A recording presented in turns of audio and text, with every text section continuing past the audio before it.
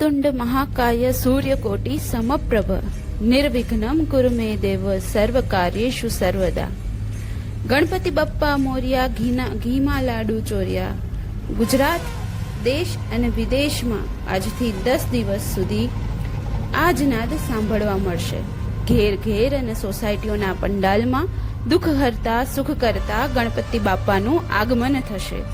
પવિત્ર યાત્રાધામ બોટાદના ગઢડામાં પણ આવો જ ભક્તિમય માહોલ જોવા મળી રહ્યો છે. વિશ્વ હિન્દુ પરિષદ અને બજરંગ દળ દ્વારા ભવ્ય ગણપતિ મહોત્સવની ઉજવણી કરવામાં આવી. ગઢડા શહેરમાં આજ રોજ ભક્તિ અને ઉત્સાહનો ઉમંગ જોવા મળ્યો. વિશ્વ હિન્દુ પરિષદ અને બજરંગ દળના આહ્વાને અનુસરીને અહીં ભવ્ય ગણપતિ મહોત્સવનું આયોજન કરવામાં આવ્યું હતું. રાત્રે 8 વાગ્યે ગઢડાના ગોપીનાથજી મંદિરે શરૂ થયેલી આ ભવ્ય શોભાયાત્રામાં ડીજેના તાલે ગુંજતા ભક્તિ ગીતો અને ગણપતિ બાપ્પા મોર્યાના નાદે સમગ્ર વાતાવરણ ભક્તિમય બની ગયું હતું. શોભાયાત્રા દરમિયાન રંગીન લાઇટ્સ અને આતિશબાજીથી આખું ગઢડા શહેર વિસ્તૃત તહેવારના રંગમાં રંગાઈ ઉઠ્યું. શહેરના મુખ્ય માર્ગો પર ફરીને શોભાયાત્રા નિર્ધારિત પંડાલ ખાતે પહોંચી હતી, જ્યાં ધાર્મિક વિધિઓ સાથે ભગવાન ગણેશજીની મૂર્તિની સ્થાપના કરવામાં આવી. આ ભવ્ય ઉજવણીના પ્રસંગે સંતો, મહંતો, રાજકીય તથા સામાજિક આગેવાનો અને અસંખ્ય શ્રદ્ધાળુઓ ઉપસ્થિત રહ્યા હતા.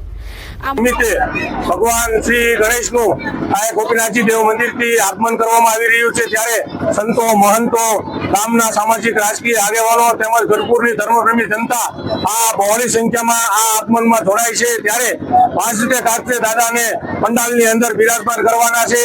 આ ગણપતિ ઉત્સવ દરમિયાન અલગ અલગ કાર્યક્રમો કરવામાં આવશે, જેવા કે બ્લડ ડોનેશન કેમ્પ હોય, સાંસ્કૃતિક કાર્યક્રમ હોય, એવા અલગ અલગ કાર્યક્રમો કરવામાં આવશે અને આ દાદાને ભારતીય ખાતે અહીંથી આગમન કરવામાં આવી રહ્યું છે. મહોત્સવ ઘણા દિવસો સુધી ચાલશે, જેમાં વિવિધ કાર્યક્રમો, ભજન, કીર્તન અને સેવા કાર્યનો પણ સમાવેશ કરવામાં આવ્યો છે. ગઢડામાં યોજાયેલા વિશિષ્ટ ગણપતિ મહોત્સવે સમગ્ર શહેરમાં શ્રદ્ધાનો માહોલ અને એક અનોખો ઉત્સાહ છડી પાડી દીધો છે. આ હતી ગઢડાની એક ઝલક, જ્યાં ગણપતિ બાપ્પાના જયઘોષ સાથે ભક્તિ અને સંસ્કૃતિનું સુંદર સમન્વય જોવા મળ્યો. તો બોલો ગણપતિ બાપ્પા મોરિયા.